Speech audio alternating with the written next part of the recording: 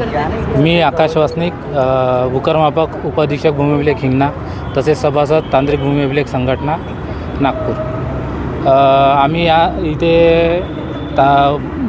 तांत्रिक वेतनकरिता उपोषण म्हणतो, आंदोलन करत आहे।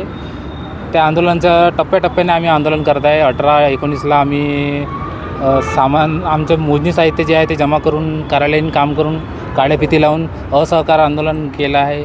20-21ला सामूहिक रजा आंदोलन केलेलं आहे आणि 23पासून कंटिन्यू आम्ही रजा टाकून इथे आंदोलन केलेलं आहे।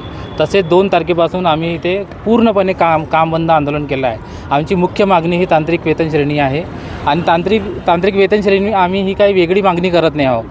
शासन आमच्यासारख्या कर्मचाऱ्यांना इतर विभागात जी वेतन श्रेणी देत आहे, जसे की PWD असो, वन विभाग असो, नगर परिषद असो किंवा नगर रचना असो, महानगरपालिका असो, तिथले जे सर्वेअर आहेत त्यांना तुम्ही जे वेतन श्रेणी देत आहे, बस तितकी साधी सरळ मागणी आमची आहे। या व्यतिरिक्त वेगळी काहीच मागणी नाही की त्यांच्यापेक्षा आम्हाला जास्त द्या। फक्त त्यांना तुम्ही जेवढं देता तेवढंच आम्हाला द्या, म्हणजे समान काम समान वेतन, ही आमची मुख्य मागणी आहे। तसेच आमचे इतरही काही मागणी आहे की खाजगीकरण बंद करा। खाजगीकरण यासाठी बंद करावे आहे आमचं, कारण की सामान्य जनतेच्या, शेतकऱ्यांच्या जितका विश्वास हा सरकारी कर्मचाऱ्यावर असतो, त्यांच्या कामावर असतो, तितका विश्वास हा प्रायव्हेट सर्वेअर किंवा प्रायव्हेट खाजगी कंपनी जे आहेत त्यांच्याकडून जपला जाऊ शकत नाही। त्यामुळे आमची ती एक मागणी आहे।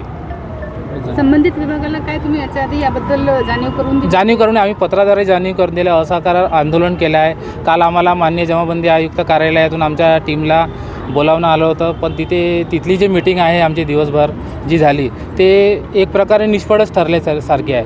म्हणजे माननीय जमाबंदी कार्यालयाने किंवा शासनाने आमच्या कुठल्याच मागण्यांचा म्हणजे पॉझिटिव्ह विचार केलेला नाही। त्यामुळे आमचं आंदोलन हे आता जेव्हापर्यंत शासनाचा GR निघत नाही तेव्हापर्यंत कंटिन्यू हा असा सुरू राहील।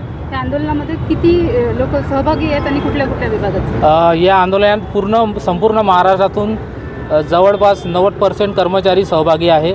फक्त 10% कर्मचारी कार्यालयात आहे, तेही क्लास 4 आहे काही, आणि याचा पूर्णपणे कामावर परिणाम पडलेला आहे।